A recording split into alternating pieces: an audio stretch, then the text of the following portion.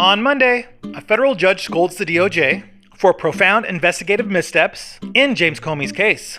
Specifically, the judge said the procedural and substantive irregularities that occurred before the grand jury and the manner in which the evidence presented to the grand jury was collected and used may rise to the level of misconduct resulting in prejudice to Mr. Comey.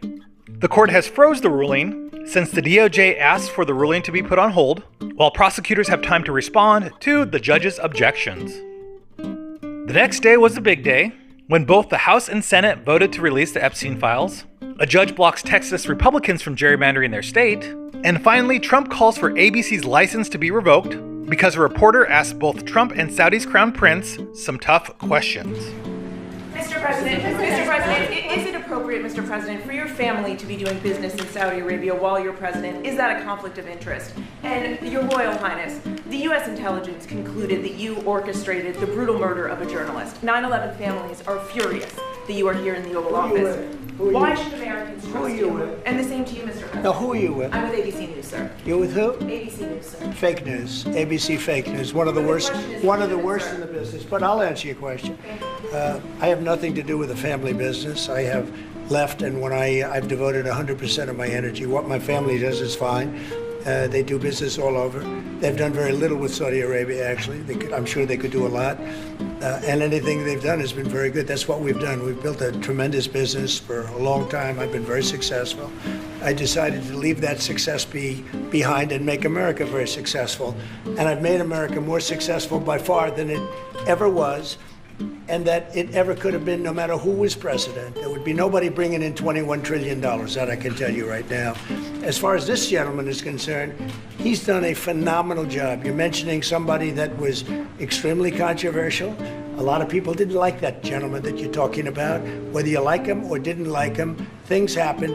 But he knew nothing about it, and we can leave it at that. You don't have to embarrass our guest by asking a question like that. Just you ask, Mr. President, you allow me to answer.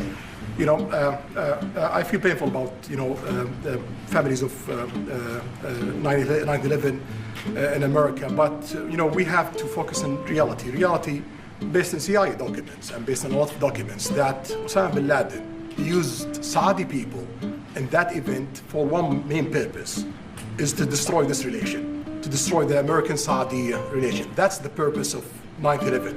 So whoever buying that means they are helping Osama bin Laden's purpose of destroying this relation. He knows that strong relation between America and Saudi Arabia, it's bad for extremism, it's bad for terrorism. And we have to approve him wrong and to build our relation, to continue developing our relation. It's critical in the safety of the world. It's critical against extremism and terrorism.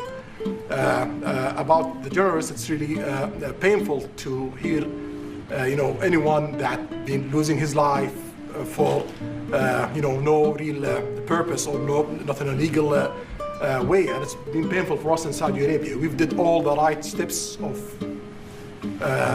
investigation, etc. in Saudi Arabia, and we've improved our system to be sure that nothing happened like that, and it's painful and it's a huge mistake, and we are doing our best that this doesn't happen again. Mr. President, why wait for Congress to release the Epstein Files? Why not just do it now?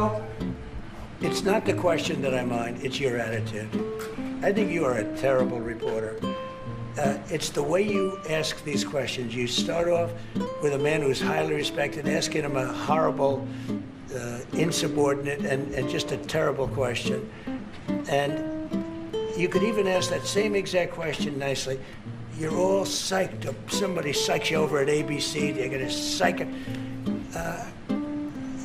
You're a terrible person and a terrible reporter. As far as the Epstein Files is, I have nothing to do with Jeffrey Epstein. I threw him out of my club many years ago because I thought he was a sick pervert. But I guess I turned out to be right. But you know who does have? Bill Clinton, Larry Summers, who ran Harvard, was with him every single night, every single weekend. They lived together. They went to his island many times. I never did. Andrew Weissman, I hear. All these guys were friends of his. You don't even talk about those people. You just keep going on the Epstein Files. And what the Epstein is a Democrat hoax to try and get me not to be able to talk about the $21 trillion that I talked about today. It's a hoax. Now, I just got a little report, and I put it in my pocket. of all the money that he's given to Democrats, he gave me none, zero, no money to me, but he gave money to Democrats. And people are wise to your hoax, and ABC's, your company, your crappy company is one of the perpetrators. And I'll tell you something, I think the license should be taken away from ABC because your news is so fake and it's so wrong. And we have a great commissioner, the chairman, who should look at that, because I think when you come in and when you're 97% negative to Trump and then Trump wins the election in a landslide, that means obviously your news is not credible and you're not credible as a reporter. So I've answered your question. You should go and look at the Democrats who received money from Epstein, who spent their time. Larry Summers was with him all the time. That creep of the fund guy was with him all the time. What's his name? Who? Reid Hoffman. I don't know Reid Hoffman, but I know he spends a lot of money on the radical left. Reid Hoffman, in my opinion, should be under investigation. He's a sleazebag. And those are the people, but they don't get any press, they don't get any news, and you're not after the radical left because you're a radical left network.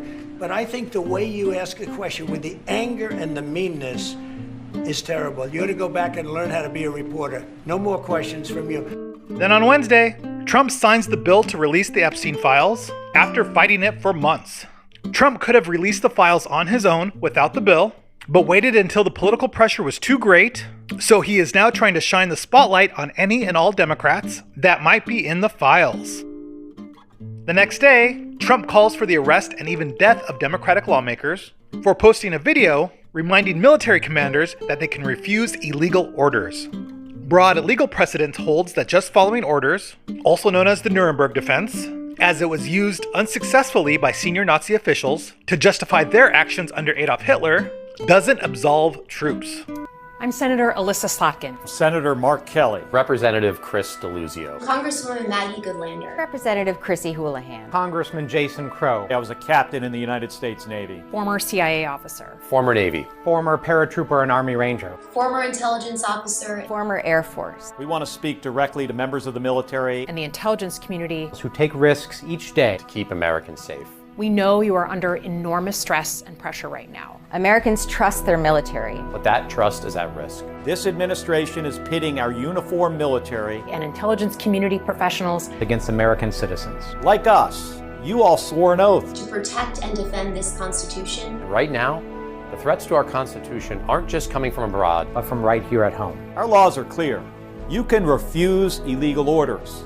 You can refuse illegal orders. You must refuse illegal orders. No one has to carry out orders that violate the law or our Constitution. We know this is hard and that it's a difficult time to be a public servant. But whether you're serving in the CIA, the Army, or Navy, the Air Force, your vigilance is critical. And know that we have your back. Because now, more than ever, the American people need you. We need you to stand up for our laws, our Constitution, and who we are as Americans. Don't give up. Don't give up. Don't give up. Don't give up the ship.